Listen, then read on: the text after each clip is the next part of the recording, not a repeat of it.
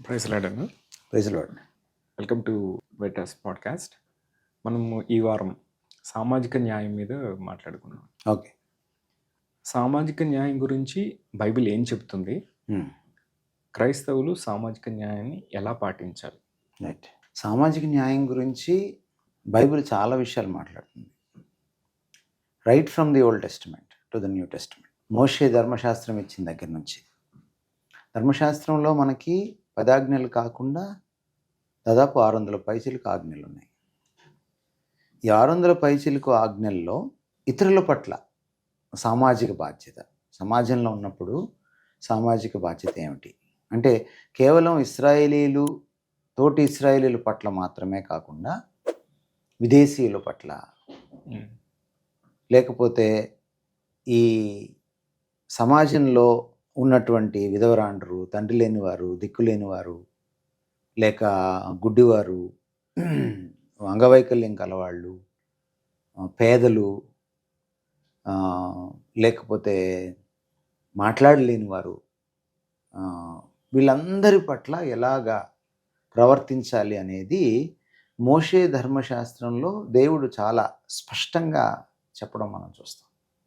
మోషే ధర్మశాస్త్రంలో మనకి సెరిమోనియల్ లా ఉంటుంది, సివిక్ లా ఉంటుంది, at the same time moral law కూడా ఉంటుంది.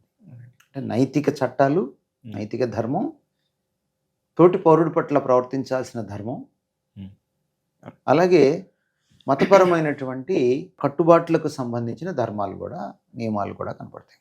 ఈ 3 కనపడతాయి. కొన్ని నేను బైబిల్ నుంచి కొన్ని మీకు వచనాలు చదివి వినిపిస్తాను. సోషల్ జస్టిస్ గురించి మనం మాట్లాడుకుంటే ఎంత విస్తృతంగా బైబిల్ మాట్లాడుతుంది. అన్నీ మనం చదవలేకపోయినా కొన్నింటినైనా మనం చూసుకోవడానికి అవకాశం ఉంది. ద్వితీయోపదేశకాండం 16:20లో దేవుడు చెప్తున్న మాటలు, నీవు జీవించి నీ దేవుడైన యెహోవా నీకు ఇచ్చుచున్న దేశమును స్వాధీనపరచుకున్నట్లు కేవలము న్యాయమునే అనుసరించి నడుచుకున్నావు. ఎంత స్పష్టంగా! ఇది ఆజ్ఞ అనమాట. శిరసా వహించాల్సినటువంటి, ఇవి ఆప్షన్స్ కాదు, ఇవి సలహాలు కాదు, ఆజ్ఞలు. అలాగే 24:19లో నీ పొలములో నీ పంట కోయుచున్నప్పుడు పొలములో ఒక పన మర్చిపోయిన ఎడల అది తెచ్చుకున్నట్టుకు నీవు తిరిగిపోకూడదు. మర్చిపోతే నీ పొలంలో నువ్వు పండించిన పంటలోనే నువ్వు ఒకవేళ మర్చిపోతే ఒక పన, ఆ పన కోసం నువ్వు మళ్ళీ వెళ్ళకూడదు. నీ దేవుడైన యెహోవా నీవు చేయు పనులన్నిటిలోనూ నిన్ను ఆశీర్వదించినట్లు అది పరదేశులకును, తండ్రి లేని వారికిని, విధవరాండ్రకును ఉండవలెను. అదే ద్వితీయోపదేశకాండంలో 27:19లో పరదేశికే గాని, తండ్రి లేని వానికే గాని, విధవరాలికే గాని న్యాయము తప్పి తీర్పు తీర్చువాడు శాపగ్రస్తుడు స్పష్టంగా చెప్తాను అని చెప్తున్నాడు. ఇలా చెప్పినప్పుడు ప్రజలందరూ ఆమెన్ అనవలెను, ఏకీభవించాలి. కీర్తన గ్రంథం 33:5 మనం చూస్తే ఆయన అంటే దేవుడు నీతిని న్యాయమును ప్రేమించుచున్నాడు. కీర్తనలు 41:1లో ఆయన అంటున్నాడు, బీదలను కటాక్షించువాడు ధన్యుడు, ఆపత్కాలమందు యెహోవా వారిని తప్పించును. ఇదంతా biblical teaching, old testament teaching. కీర్తనలు 82:3-4 వచనాలు, పేదలకును తల్లిదండ్రులు లేని వారికిని న్యాయం తీర్చుడి, శ్రమగల వారికిని దీనులకును న్యాయం తీర్చుడి, దరిద్రులను నిరుపేదలను విడిపించుడి, భక్తిహీనుల చేతుల నుండి వారిని తప్పించు. ఎంత స్పష్టమైనటువంటి సోషల్ జస్టిస్ మనకు కనపడుతుంది. కీర్తనలు 106:3 న్యాయమును అనుసరించి వారు ఎల్లవేళ నీతిని అనుసరించి నడుచుకున్నవారు ధన్యులు. సామెతల గ్రంథం 14:21 తన పొరుగువాని తిరస్కరించేవాడు పాపము చేయువాడు, బీదలను కటాక్షించేవాడు ధన్యుడు. అదే సామెతలు 29:7 నీతిమంతుడు బీదల కొరకు న్యాయము విచారించును. నీతిమంతుడు అనేవాడు బీదలను పట్టించుకొని వాడి తరపున న్యాయాన్ని విచారిస్తాడు. అదే సామెతలు 31:8-9 వచనాలు మోగవారికిని దిక్కులేని వారికి అందరికీ న్యాయము జరిగినట్లు నీ నోరు తెరువుము. అంటే మాట్లాడలేని వాళ్ళ పక్షాన మాట్లాడు, నిస్సహాయాల పక్షాన పోరాడు, అడ్వకేట్ చేయి, డిఫెండ్ చేయి వాళ్ళని కాజ్ని అని చాలా స్పష్టంగా చెప్తున్నాడు. నీ నోరు తెరిచి న్యాయముగా తీర్పు తీర్చుము, దీనులకును శ్రమపడు వారికి దరిద్రులకును న్యాయము జరిగింపు. ఇంత స్పష్టమైన టీచింగ్. తర్వాత సామెతల్లోనే 21:3లో నీతి న్యాయములను అనుసరించి నడుచుకునుట బలులను అర్పించుట కంటే యెహోవాకు ఇష్టము. న్యాయాన్ని పాటిస్తే అది బలులను అర్పించడం కంటే కూడా యెహోవాకి ఇష్టం అంట. అంటే సోషల్ జస్టిస్ అనేది రిలీజియస్ సెరమనీ కంటే ఇంపార్టెంట్ అని చెప్తున్నాడు. యెషయా 1:17 కీడు చేయటం మానుడి, మేలు చేయ నేర్చుకునుడి, న్యాయము జాగ్రత్తగా విచారించుడి, హింసించబడు వానిని విడిపించుడి, తండ్రి లేని వానికి న్యాయము తీర్చుడి, విధవరాలి పక్షముగా వాదించుడి. సోషల్ జస్టిస్ని చాలా క్లియర్ టర్మ్స్లో, స్పెసిఫిక్ టర్మ్స్లో కూడా బైబిల్ బోధిస్తుంది. ఇలా clear command, very clear, very specific, to the point. అదే యెషయా గ్రంథం 58:6-7 దుర్మార్గులు కట్టిన కట్లను విప్పుటయు, కాడిమాను మోకులు తీయుటయు, బాధింపబడిన వారిని విడిపించుటయు, ప్రతి కాడిని విరుగొట్టుటయునే నేను ఏర్పరచుకొనిన ఉపవాసము కదా. అసలు ఉపవాసం ఏంటంటే మీరేదో కడుపులు మార్చుకొని నా దగ్గరికి వచ్చి భజన చేయడము కాదు, ఇవి మీరు చెయ్యాలి, ఇది కదా నేను కోరుకుండే ఉపవాసం అంటున్నాడు. పేదల పట్ల, విధవరాల పట్ల. Social justice is part of the spiritual fasting అని చెప్తున్నాడు అనమాట. నీ ఆహారము ఆకలిగొనిన వారికి పెట్టుటయు, నీ రక్త సంబంధికి ముఖము తప్పింపకుండుటయు, దిక్కుమాలిన బీదలను నీ ఇంట చేర్చుకునుటయు, వస్త్రహీనుడు నీకు కనబడినప్పుడు వానికి వస్త్రములిచ్చుటయు, ఇదియే కదా నాకిష్టమైన ఉపవాసము. ఇర్మియా 22:3 యెహోవా ఇలాగు ఆజ్ఞ ఇచ్చుచున్నాడు, మీరు నీతి న్యాయములను అనుసరించి నడుచుకొనుడి, దోచుకొనబడిన వానిని బాధపెట్టు వానిని వాని చేతిలో నుండి విడిపించుడి, పరదేశులనైనను తండ్రి లేని వారినైనను విధవరాండ్రనైనను బాధింపకుడి, వారికి ఉపద్రవము కలుగచేయకుడి, ఈ స్థలములో నిరపరాధుల రక్తము చిందింపకుడి. వాళ్ళకి తోడుండమని, వాళ్ళని కాపాడమని. ఎంత స్పష్టమైనటువంటి సోషల్ జస్టిస్ ఆయన క్లియర్ టీచింగ్ ఇచ్చాడు బైబిల్లో. మీకా 6:8 మనుషుడా, ఏది ఉత్తమమో అది నీకు తెలియజేయబడి ఉన్నది, న్యాయముగా నడుచుకునుటయు, కనికరమును ప్రేమించుటయు, దీన మనస్సు కలిగి నీ దేవుని ఎదుట ప్రవర్తించుటయు, ఇంతే కదా యెహోవా నిన్ను అడుగుతున్నాడు. జకర్యా 7:9 సైన్యములకు అధిపతియగు యెహోవా ఇలాగూ ఆజ్ఞ ఇచ్చి ఉన్నాడు, సత్యమును అనుసరించి తీర్పు తీర్చుడి, ఒకరి యందొకరు కరుణావాత్సల్యములు కనపరుచుకునడి. కొత్త నిబంధనలో కూడా లూకా 3:11 అతడు 2 అంగీల గలవాడు ఏమీ లేనివానికి ఇవ్వలను, ఆహారము గలవాడును అలాగే చేయవలనని వారితో చెప్పాడు. 2 అంగీలుంటే ఒకటి లేనివాడికి ఇవ్వాలి, అలాగే ఆహారం కూడా నీ దగ్గర ఎక్కువ ఉంటే లేనివాడికి ఇవ్వాలి, పంచుకోవాలి. సామాజిక న్యాయం ఎంత స్పష్టంగా చెప్తున్నాడు. కొరింథీ పత్రికలో పౌలు చెప్తున్నాడు, 2 కొరింథీ పత్రికలో 8వ అధ్యాయంలో, హెచ్చుగా కూర్చుకునే వానికి ఎక్కువ మిగలలేదనియు, తక్కువగా కూర్చుకునే వానికి తక్కువ కాలేదని వ్రాయబడిన ప్రకారము అందరికీ సమానముగా ఉండు నిమిత్తము ప్రస్తుతమందు మీ సమృద్ధి వారి అక్కరకును, మరి ఒకప్పుడు వారి సమృద్ధి మీ అక్కరకును సహాయమై ఉండవలనని ఇలాగ చెప్తున్నాను. ఒక చర్చిని ఇంకో చర్చికి, ఆ చర్చిని ఈ చర్చికి సహాయం చేయమని చెప్తున్నాడు, సహకారులుగా ఉండమని చెప్తున్నాడు. ఒక చర్చి కష్టంలో ఉన్నప్పుడు మీరు ఆదుకోండి, మీరు కష్టంలో ఉన్నప్పుడు వాళ్ళు ఆదుకుంటారు అని చెప్తున్నాడు. గలతీ 6:2 ఒకని భారములను ఒకడు భరించి ఇలాగు క్రీస్తు నియమమును పూర్తిగా నెరవేర్చుడి. హెబ్రీ 3:16 ఉపకారమును ధర్మమును చేయ మరిచిపోకుడి, అట్టి యాగములు దేవునికి ఇష్టమైనవి. దాన్ని యాగం అంటున్నాడు. అట్టి యాగములు దేవునికి ఇష్టమైనవి. 1 యోహాను 3:17 ఈ లోకపు జీవనోపాధి గలవాడవై ఉండి తన సహోదరునికి లేమి కలుగుట చూచి అతని ఎడల ఎంత మాత్రమును కనికరము చూపని వాని యందు దేవుని ప్రేమ ఎలాగూ నిలుచును. సో ధనికులకు చెప్తున్నాడు. చివరిగా యాకోబు 1:27 తండ్రి అయిన దేవుని ఎదుట పవిత్రమును నిష్కలంకమునైన భక్తి ఏదనగా దిక్కులేని పిల్లలను విధవరాండ్రను వారి ఇబ్బందిలో పరామర్శించుటయు, ఇహలోక మాలిన్యము తన కంటకుండా తాను కాపాడుకునుటే. సో బైబిల్ చాలా ఖరాఖండిగా ఆజ్ఞారూపంలో సోషల్ జస్టిస్ గురించి మాట్లాడుతోంది. కాబట్టి క్రైస్తవులు ఈ టీచింగ్ని తీసుకోవాలి, 100% తీసుకుని కేవలం క్రైస్తవం అంటే చర్చికి వెళ్ళడం, భజన చేసుకోవడము, పాటలు పాడుకోవడము, ఆరాధించడము, రావడం కాదు.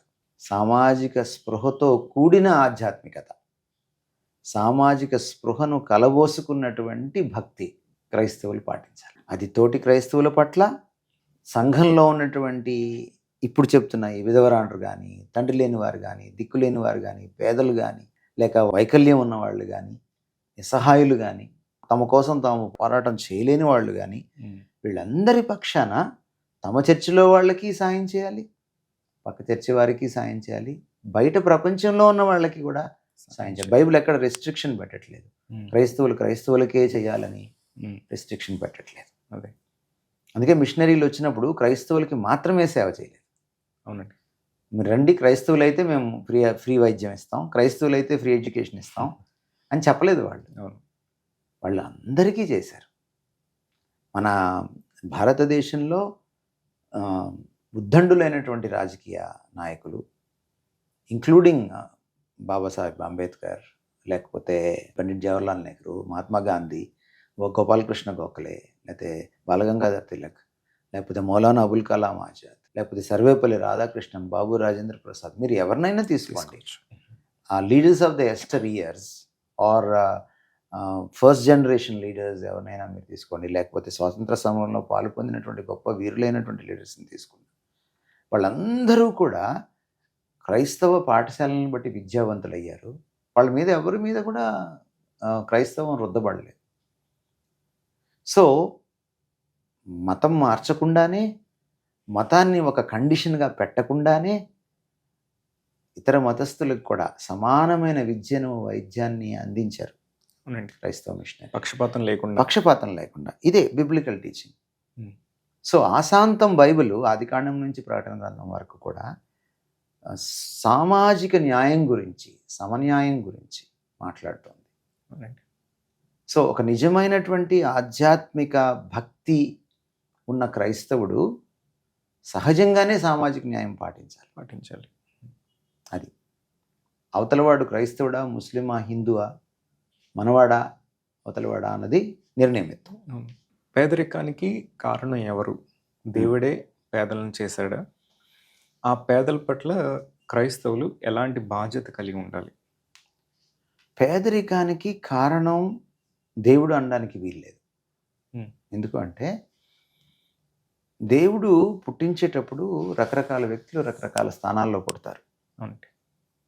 నేను పేదవాడిని అయితే నా బిడ్డ కూడా పేదవాడిగానే పుడతాడు. నేను ధనికుడిని అయితే నా బిడ్డ కూడా ధనికుడిగానే పుడతాడు. అయితే నేను పేదవాడిని కావడానికి రకరకాల కారణాలు. ఒకటి నా సోమరితనం కావచ్చు. అవునండి. సోమరితనం చింపిరిగుడ్లకు మూలం అన్నాడు సొలొమోను.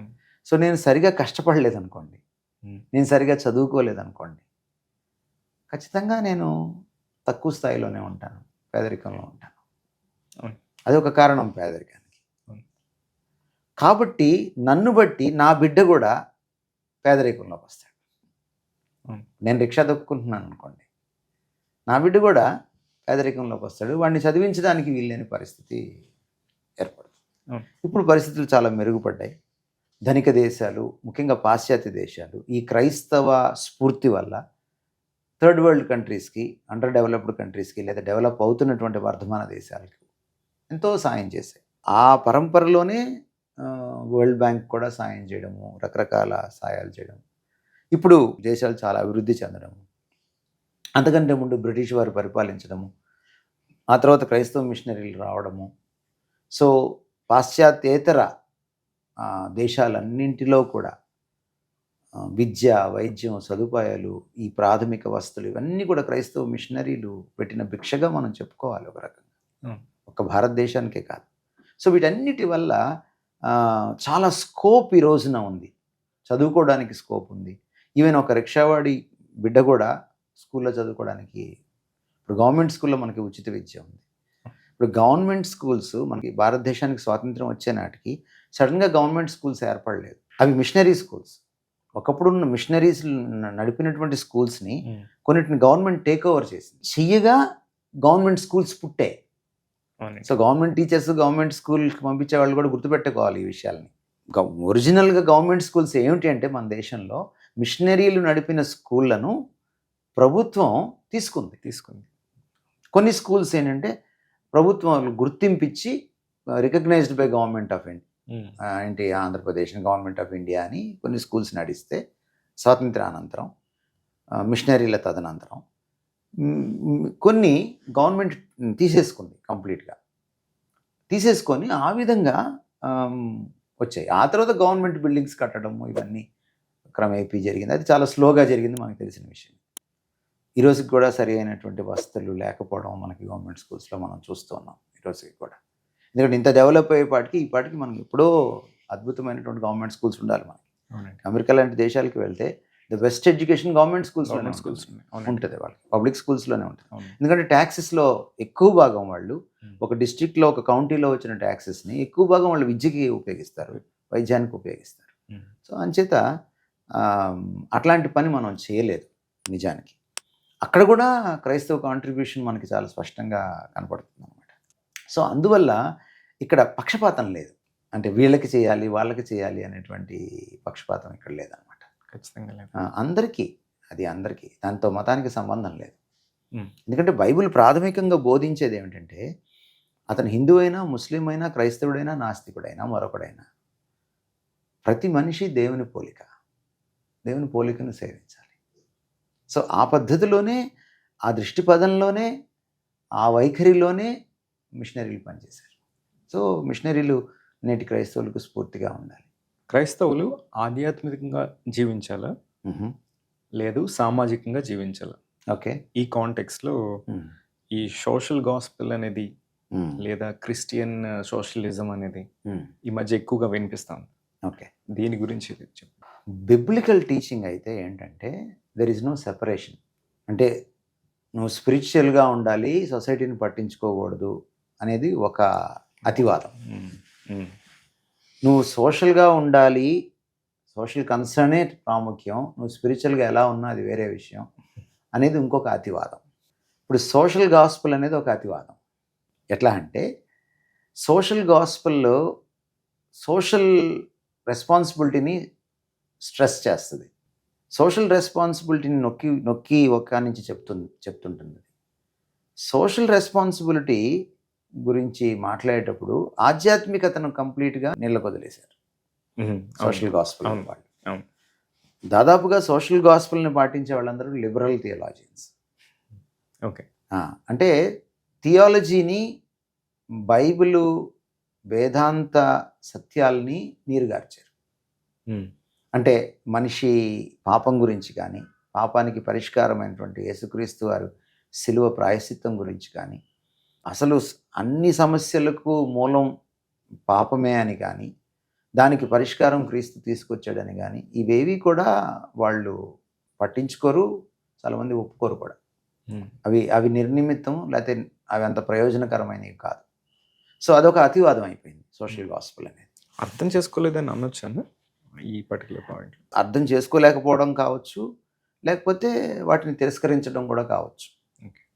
లిబరల్ థియాలజీ అనేది అపార్థం వల్ల పుడుతుంది, లేదా అనంగీకారం వల్ల కూడా పుడుతుంది, చెప్పలేము. అది రెండు కారణాలు దానికి కారణం కావచ్చు.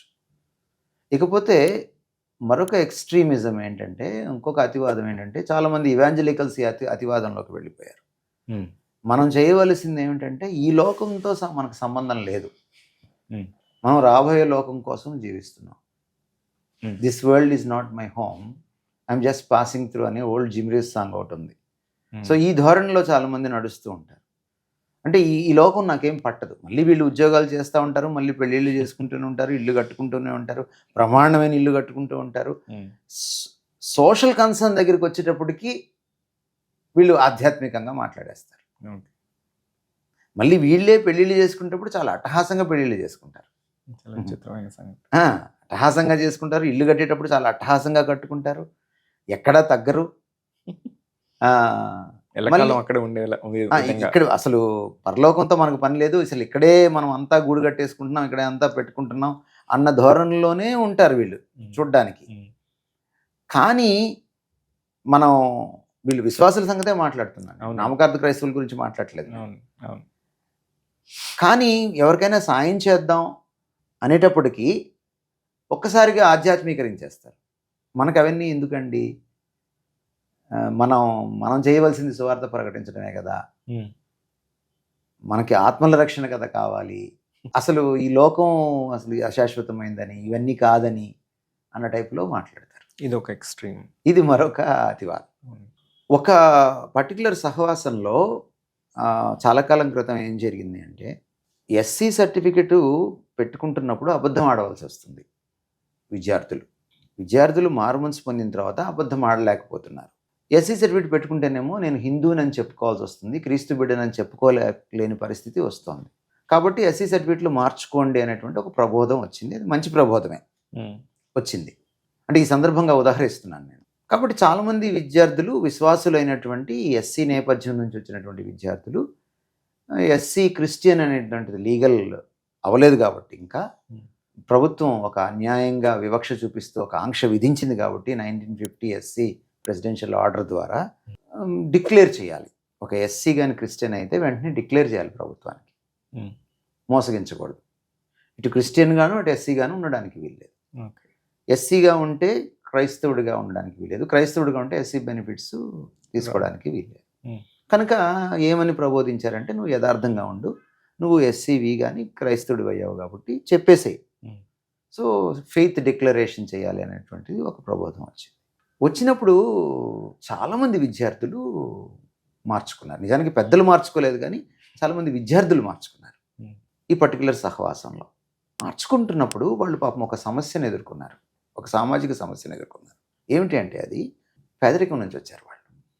పేదరికం నుంచి వచ్చినప్పుడు వాళ్ళకి స్కాలర్షిప్లు ఆగిపోవడం, ప్రమోషన్స్ రాకపోవడం, తర్వాత ఇలాంటివి సమస్యలు వాళ్ళకి వచ్చినప్పుడు ముఖ్యంగా విద్యార్థులు వాళ్ళకి కావాల్సినటువంటి స్కాలర్షిప్స్ అవి రాకపోవడం, లేదా ఫలానా వాటిల్లో సీట్లు రాకపోవడం, ఫలానా హాస్టల్లో వాళ్ళు ఉండలేకపోవడం ఉన్నప్పుడు ఏమవుతుందంటే వాళ్ళ మీద ఆర్థిక భారం పడింది. వాళ్ళు చాలా నమ్మకంగా ప్రభు కోసం సర్టిఫికేట్ మార్చుకున్నారు. ఎంఆర్ఓ ఆఫీస్కి వెళ్ళి తంటాలు పడి అక్కడ సహకరించకపోయినా బీసీసీ సర్టిఫికేట్లు తెచ్చుకున్నారు. అప్పుడు నాబోటి వాడు ఏం సజెస్ట్ చేశారంటే మరి వాళ్ళు ఎంతగా చేస్తున్నారు కాబట్టి ఒక పూర్ స్టూడెంట్ ఫండ్ పెట్టి ఇలా ఎవరైతే నిజంగా నిజాయితీగా ప్రభు కోసం నిలబడ్డారో అలాంటి వారికి మనం ఫీజులు కట్టడం కానీ, లేకపోతే వాళ్ళకి ఆర్థిక సాయం చేయడం కానీ, వాళ్ళకి ఒక పాకెట్ మనీ ఇవ్వడం కానీ, వాళ్ళు కనీసం తిండి తినడానికి ఎక్కడైనా వాళ్ళు ఇబ్బంది పడుతుంటే చూసి అలాంటి వాళ్ళని అందరికీ కాకపోయినా లోపల ఉన్నటువంటి వాళ్ళకైనా సహవాసంలో ఉన్న మెంబర్స్కైనా ఈ పని చెయ్యాలి అని చెబితే వెంటనే పెద్దలు ఏమన్నారంటే అది మన పని కాదండి, అది మన పని కాదు, మనది స్పిరిచువల్ ఆర్గనైజేషను అన్నారనమాట. ఆ తర్వాత పెద్ద పెద్ద బిల్డింగ్లు కట్టే ప్రాజెక్టులు తీసుకున్నప్పుడు స్టాఫ్కి శాలరీలు ఇవ్వడం కంటే కూడా బిల్డింగ్కి ఫండ్ ఎక్కువ అలౌట్ చేయడం మొదలుపెట్టారు. మరి ఇది భౌతికమైంది కదా. బిల్డింగ్లకి విపరీతంగా ఇవ్వడం మొదలెట్టారు. కానీ స్టాఫ్కి శాలరీలు ఇచ్చే విషయంలో వాళ్ళకి ప్రతిసారి కోతలే కనపడుతూ ఉన్నాయి. సో ఇది దేవుడు మెచ్చడు. నువ్వు అక్కడేమో మనది ఆధ్యాత్మికమైన సంస్థ, ఆధ్యాత్మికమైన సహవాసం అంటివి, పూర్ స్టూడెంట్ ఫండ్ పెట్టకూడదు అంటివి. మరి బిల్డింగ్లు కట్టేటప్పుడు మరి నీకు ఆధ్యాత్మికత గుర్తురాలేదా? మనకు బిల్డింగ్లు అంత ప్రాముఖ్యం కాదు, ముందు మనం స్వార్థ పని ఆధ్యాత్మికమైన పనులు చేయాలి అని. మరి బిల్డింగ్ నీకు ఒక ఆధ్యాత్మికమైన స్వార్థ పనికి అవసరమైనప్పుడు మరి విద్యార్థులు స్టాఫ్కి పేదరికంతో కష్టపడుతూ ఉంటే వాళ్ళకి మొదట ఇవ్వాలి కదా. మనుషులు మొదట, తర్వాత వస్తువులు కదా. సో ఇలా ఏంటంటే ఒక రకమైనటువంటి సూడో భక్తి. అందుకనే యాకోబు పత్రికలో ఏముంది, ఒక పక్కన నీ లోకమాలిన్యం అంటించుకోకుండా చూసుకోవడము, నీ స్పిరిచువాలిటీని కాపాడుకుంటూ, మరో పక్క నువ్వు విధవరాళ్లకు, తండ్రి లేని వారికి, దిక్కు లేని వారికి వారిని ఆదుకోవడం, పరామర్శించడం, ఇవి రెండూ కలిస్తేనే నిజమైన భక్తి, తండ్రి ఎదుట నిజమైన భక్తి అంటున్నాడు. సో కాబట్టి నిజమైన క్రైస్తవం ఎప్పుడు కూడా ఒక సచ్చీలమైన ఆధ్యాత్మికత, ట్రూ స్పిరిచువాలిటీ అతనికి ఉంటే దానికి తప్పకుండా సోషల్ ఎడ్జ్ అనేది ఉంటుంది. ట్రూ స్పిరిచువాలిటీకి ఎప్పుడు కూడా సోషల్ ఎడ్జ్ ఉంటుంది. అందుకని యేసుక్రీస్తు వారు చెప్పారండి, ఇందాక కూడా మనం చదువుకున్నాం, ఒకటి అడిగితే, ఒక చొక్కా అడిగితే రెండో చొక్కా ఇవ్వు, ఒకటికి ఒక చొక్కా లేకపోతే నీ దగ్గర రెండు ఉంటే ఒకటి వాడికి ఇవ్వు. ఇదంతా కూడా స్పిరిచువాలిటీలో భాగమే. ఇదంతా కొండమీది ప్రసంగంలో, ఆధ్యాత్మిక ప్రసంగంలో యేసుక్రీస్తు వారు చెప్పారు. కాబట్టి స్పిరిచువాలిటీని, సోషబిలిటీని వేరు చేయలేము క్రైస్తవంలో. ఎగ్జాక్ట్లీ. ఆధ్యాత్మికంగా ఉండాలా క్రైస్తవుడు, సామాజికంగా ఉండాలంటే రెండింటినీ సమపాళ్లలో సమన్వయం చేసుకుంటూ అతను బ్రతకాలి. యేసుక్రీస్తు వారిని మనం ఆయన జీవితాన్ని చూసినప్పుడు ఆయన ఎంత తండ్రితో మమేకమై, ఎంత తండ్రితో సన్నిహితంగా ఉంటూ ఎంత ఆధ్యాత్మికంగా పవిత్రంగా బ్రతికాడో అదే సమయంలో ప్రజల మనిషిగా కూడా బ్రతికాడు ఆయన. అవును. ఆయన దిక్కులేని వారిని ఆదుకున్నాడు, ఆయన పేదవాళ్ళని ఆదుకున్నాడు, ఆయన స్వస్థత లేని వారికి స్వస్థతని ఇచ్చాడు, వైకల్యం ఉన్న వాళ్ళకి ఆయన సాయం చేశాడు గుడ్డి వాళ్ళ కళ్ళు తెరిచారు. కదా. ఉమ్. కనుక యేసుక్రీస్తు వారు తన జీవితంలో తాను జీవించింది ఈ భూమి మీద కొద్ది కాలమే అయినా ఆ ఆధ్యాత్మికత సామాజికత రెండింటినీ కలబోసినటువంటి అద్భుతమైన క్యారెక్టర్ యేసుక్రీస్తు వారిలో మనకు కనిపిస్తుంది స్పష్టంగా. యేసుక్రీస్తు వారే కదా క్రైస్తవ్యానికి పునాది, మాదిరి, అవును. దిశానిర్దేశం, ఉమ్. మార్గదర్శకం, ఉమ్. ప్రమాణం అవును. ఆయనే కదా. అవును. ఇప్పుడు ఈ సామాజిక న్యాయం చేయడంలో మిషనరీస్ పాత్ర ఏంటి? అంటే వాళ్ళ స్పిరిచువల్ అప్రోచ్ ఏంటి, అలాగే సోషల్ అప్రోచ్ కూడా ఏంటి అనేది ఒకసారి. మిషనరీస్ని మనం చూసి చాలా నేర్చుకోవాలండి. వాళ్ళు బైబిల్ని మిస్అండర్స్టాండ్ చేసుకోలేదు మనలాగా. వాళ్ళు అటు అతివాదం సోషల్ గాస్పుల్ వైపు కానీ, లేకపోతే ఇటు మరీ సూపర్ స్పిరిచువాలిటీ, సూడో స్పిరిచువాలిటీ వైపు కానీ వాళ్ళు వెళ్ళలేదు. మిషనరీస్ బైబిల్ని తులనాత్మకంగా అధ్యయనం చేశారు. క్షుణ్ణంగా, తులనాత్మకంగా అంటే కంపారిటివ్గా, కంపారిటివ్ తర్వాత సమతుల్యతలో దాన్ని వాళ్ళు పాటిస్తూ వచ్చారు. ఇటు సామాజికతను ప్రదర్శించారు, అటు ఆధ్యాత్మికతను ప్రదర్శించారు. ఆ రెండింటికి విడాకులు ఇవ్వలేదు వాళ్ళు మిషనరీలు. మిషనరీలు ఈ దేశానికి వచ్చినప్పుడు కానీ, వర్ధమాన దేశాలు అనేక వాటికి వచ్చినప్పుడు కానీ, లేకపోతే ఇంకా వర్ధిల్లకుండా ఉన్నటువంటి అండర్ డెవలప్డ్ కంట్రీస్కి వెళ్ళినప్పుడు కానీ, ముఖ్యంగా వెస్ట్ నుంచి ఈస్ట్కి వచ్చారు మిషనరీలు. ఎందుకంటే అప్పటికే వెస్ట్ పరిడి వెళుతోంది. వచ్చినప్పుడు వాళ్ళు చాలా త్యాగపూరితంగా వాళ్ళు ప్రవర్తించారు, ఆ ప్రేమను చూపించారు. వాళ్ళు ఇందాక మనం మాట్లాడుకున్నట్టుగా క్రైస్తవులు కాని వాళ్లకు ఇద్దరికీ సమపాళ్ళలో సాయం చేశారు, పక్షపాతం లేకుండా సాయం చేశారు. మిషనరీల దగ్గర ఉన్నటువంటి ఒక గొప్ప విషయం ఏమిటంటే, వాళ్ళు చాలామంది ఇవాంజలికల్స్ అనుకున్నట్టుగా కేవలం ఆత్మల రక్షణకి రాలేదు. అలాగని చాలామంది సోషల్ గాస్పుల్ ప్రమోటర్స్ అనుకున్నట్టుగా వాళ్ళు కేవలం సోషల్ యాక్షన్ కోసం, సామాజికమైనటువంటి సంఘ కార్యక్రమాలు చేయడానికి, సాంఘికమైనటువంటి కార్యకలాపాలు నడపడానికి మాత్రమే రాలేదు. అవునండి. వాళ్ళు ఈ రెండింటిని సమపాళ్లలో పాటించారు. సో మిషనరీలు వచ్చినప్పుడు మనం చూస్తే దాదాపుగా ఒక జనరలైజ్డ్ స్టేట్మెంట్ మనం ఇవ్వచ్చు. చర్చ్ కట్టారు, పక్కనే స్కూల్ కూడా కట్టారు, కాలేజ్ కట్టారు, ఆ పక్కనే హాస్పిటల్ కట్టారు.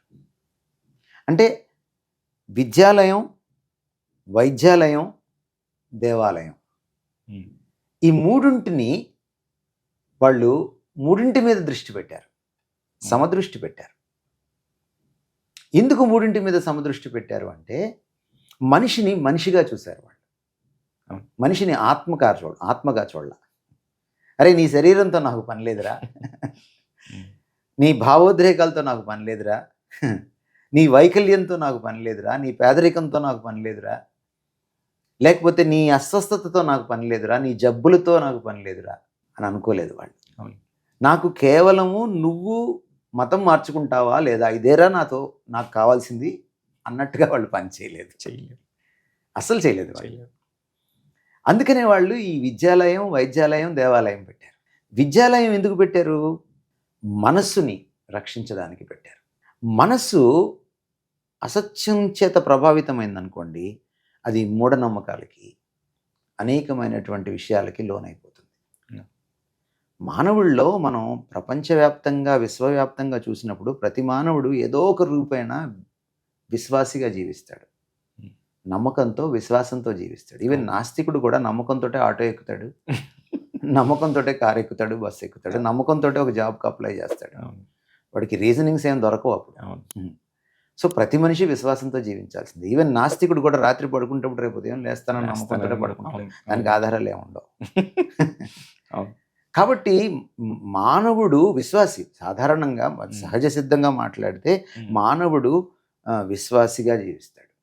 ఇలా జీవిస్తూ ఉన్నప్పుడు ఏమవుతుంది అని అంటే, మనిషి జీవించేటప్పుడు అతనికి మానసికమైన విషయాలు ఉంటాయి, శారీరక విషయాలు ఉంటాయి, ఆధ్యాత్మిక విషయాలు ఉంటాయి, అవసరాలు కూడా ఈ 3 ఏరియాస్లో ఉంటాయి.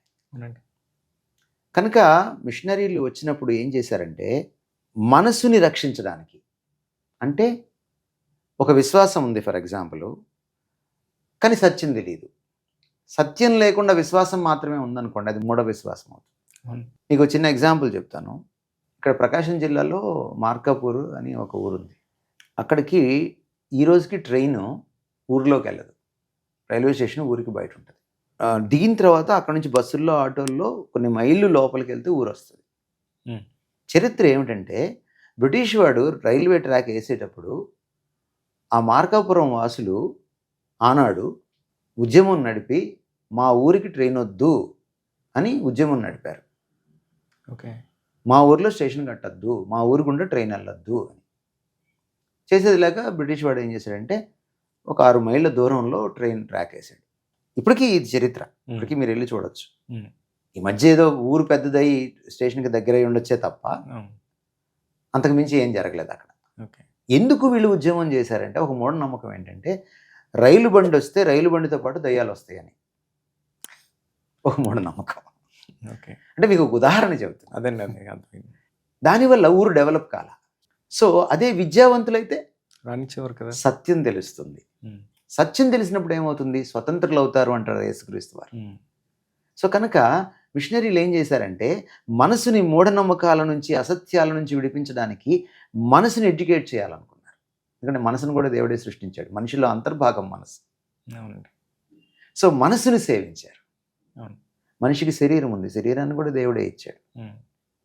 కనుక శరీరానికి ఏదైనా జరిగినప్పుడు దాన్ని సేవించడానికి, దాన్ని రక్షించడానికి, జబ్బుల నుంచి, మరణం నుంచి రక్షించడం కోసం వైద్యాలయాలు పెట్టారు. హాస్పిటల్. సో విద్యాలయం మనసును సేవించడానికి, వైద్యాలయం శరీరాన్ని సేవించడానికి. ఉమ్. ఆత్మను సేవించడానికి, ఆత్మను రక్షించడానికి. మానవ ఆత్మ పాపం చేత పంకిలమైంది కనుక, పరమ పవిత్రుడైన దేవుణ్ణి చేరుకోలేకపోతుంది కనుక, పునీతుడైన యేసుక్రీస్తు మన అందరినీ పునీతుల్ని చేయగలడు కనుక, ఆత్మను సేవించడానికి, ఆ ఆత్మను పునీతం చేయడానికి యేసుక్రీస్తు ప్రబోధాన్ని తీసుకువచ్చి దేవాలయం కట్టారు. సో మైండ్, బాడీ, సోల్ మూడింటిని, అంటే వాళ్ళు మనిషిని ఎలా చూశారంటే మిషనరీస్ ఒక గుదిగుచ్చి ప్రాణాత్మ దేహాల, లేక మనస్సు, ప్రాణం, లేకపోతే దేహాల ఒక కలబోతగా చూశారు. అది ఈనాటి క్రైస్తవంలో మిస్ అవుతుంది అసలు.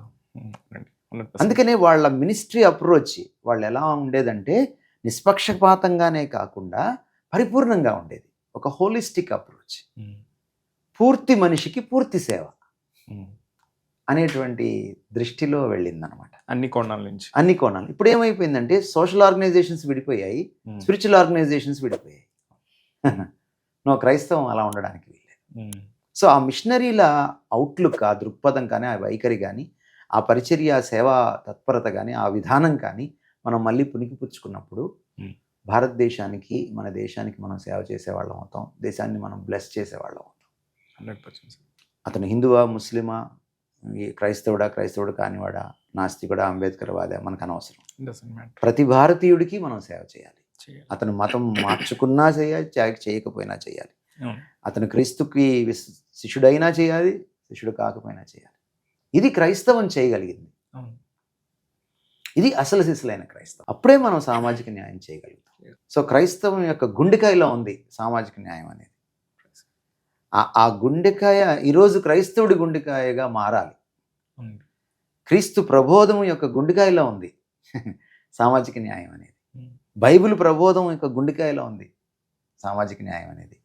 ఆ గుండెకాయ క్రైస్తవుడి గుండెకాయ అయినప్పుడు భారతదేశాన్ని అతను బ్లెస్ చేయగలుగుతాడు, దేశానికి ఆశీర్వచనంగా ఉండగలుగుతాడు. Thank you so much. Praise lord. Praise Lord.